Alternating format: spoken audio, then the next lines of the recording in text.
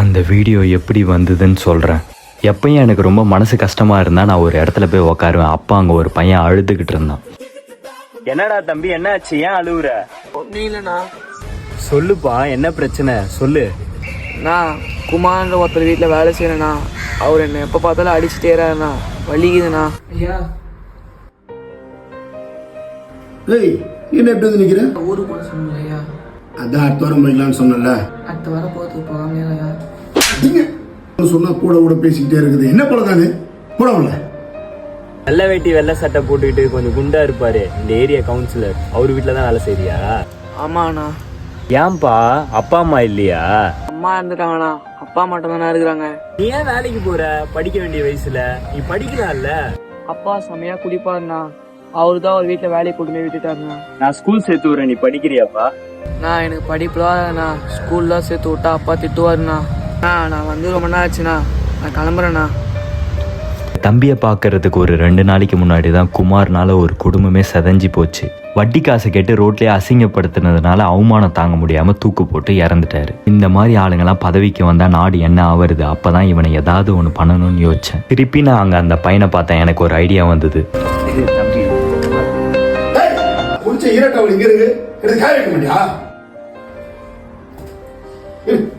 அந்த பையனை என்னால் சமாதானப்படுத்தவே முடியல. மறுநாள் ஆச்சு, என் வேலையும் ஆரம்பமாச்சு. தம்பி, நான் ஒன்று சொல்கிறேன், நீ அதை பண்ணுறியா? இந்த ஃபோனில் அந்த குமார்னு சொன்னல, அவரு ஏதாவது தப்பாக பேசும்போதோ தப்பாக பண்ணும் போதோ அவருக்கு தெரியாமல் வீடியோ எடு. வீடியோ எடுத்துகிட்டு வா, மற்றதை நான் சொல்கிறேன். மாட்டிக்காதரா தம்பி, மாட்டினா அவ்வளோதான். உன் லைஃப்பில் இருக்க எல்லா பிரச்சனையும் தீர்ந்துடும் இதை நீ பண்ணினா. சரியா?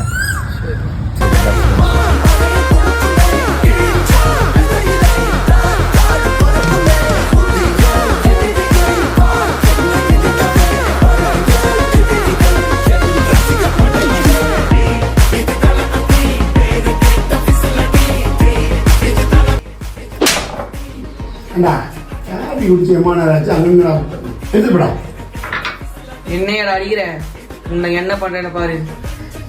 சூப்பர்ரா. இதுக்கு மேலே ஒரு வீட்டுக்கு வேலைக்கு போகாது. நீ படிக்கிற, உங்கள் அப்பா கிட்ட நான் பேசுகிறேன். சரியா? அண்ணன் இருக்கேன், அண்ணன் உன்னை படிக்க வைக்கிறேன். உனக்கு என்ன தேவையோ அண்ணன்கிட்ட சொல்லி நான் பார்த்துக்கிறேன். சரியா?